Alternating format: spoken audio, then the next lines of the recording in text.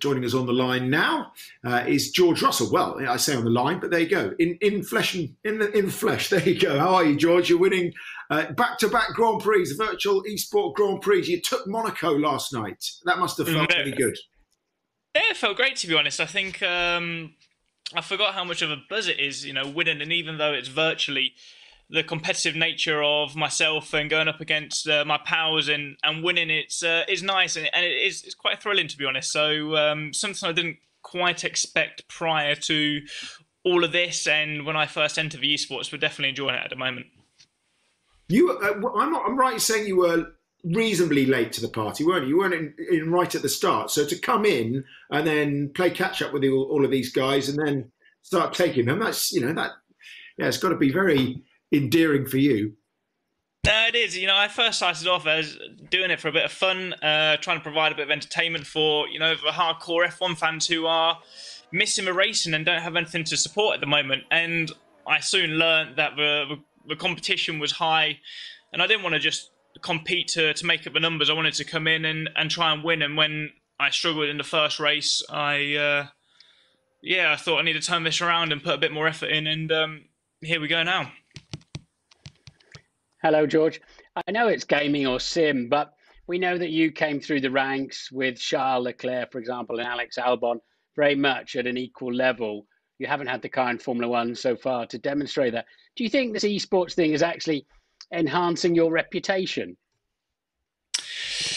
Yeah, in some ways, yes. I mean, I get more publicity from winning an esports race than I got from any single Formula One race last year by coming around at the back of the grid. So, I'm doing everything I can to show the people what I can do. I did that last year, and I'll try and continue to do that. Sorry.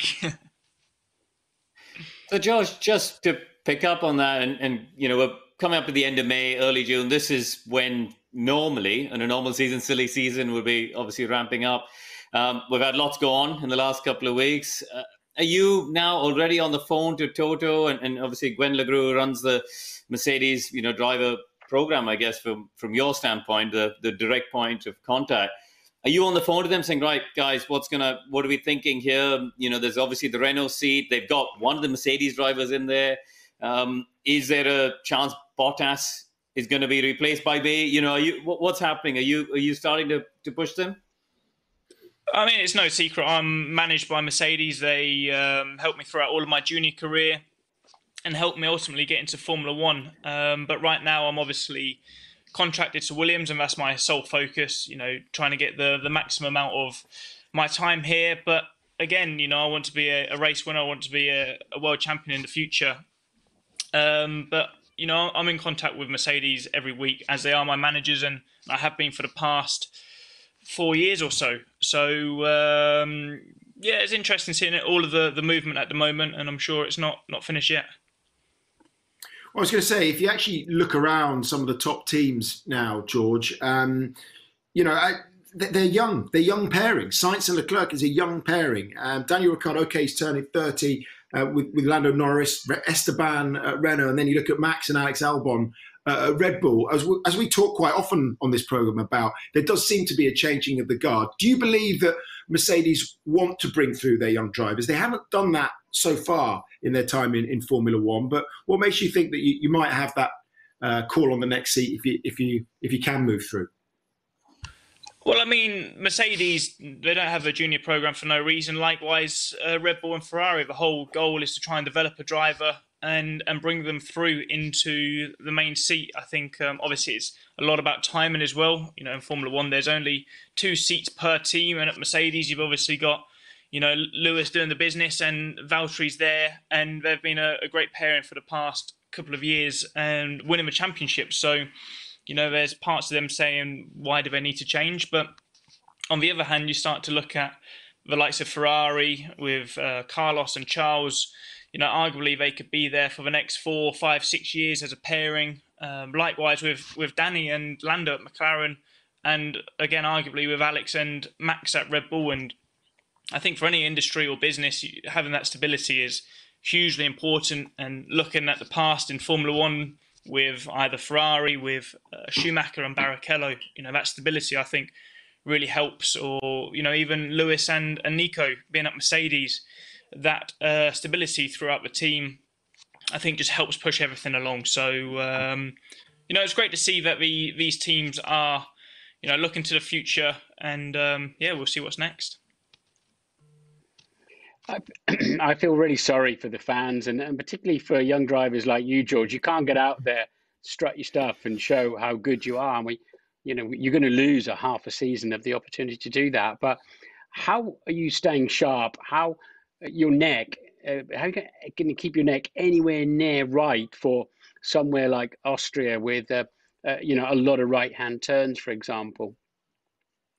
No, it's incredibly difficult. I think, unlike other sports, motorsport, I don't think there's any drivers with a race circuit, a Formula One car in their back garden, but it's not like a footballer who can just go out and kick a football and do their own trade. So it's very difficult. I'm doing everything I can in the gym I've got here, cardio-wise, either running or cycling.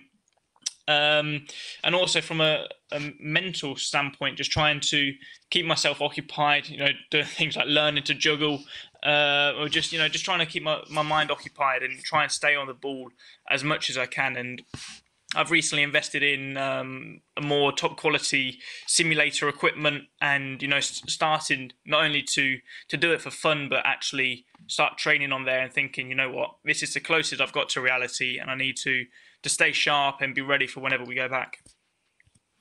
George, just to pick up on your last answer, do you think before we get back to racing, will there be an opportunity to do some testing in a 2-year-old Mercedes, for example? That just will help to knock the cobwebs off, or do a bit of karting, or just something in the real world to just wake the nerves back up again. Yeah, absolutely. That's something I'll really be trying to do. I think realistically, karting will be the first opportunity I get. So as soon as I can, I'll be karting. But ultimately, I want to try and jump in a Formula One car before we go back racing again. So whether that's in a Williams or in a Mercedes, we have to wait and see, just to get some laps under our belt. But it may even be in a Formula 3 or Formula 2 car as well. So anything that's got 4 wheels and can go around a racetrack, I think will be better than nothing. Thanks, George. Keep up the good work on these virtual Grand Prix, and we'll see you in Austria in about 6 weeks' time. Pleasure. Thank you, guys. Brilliant stuff.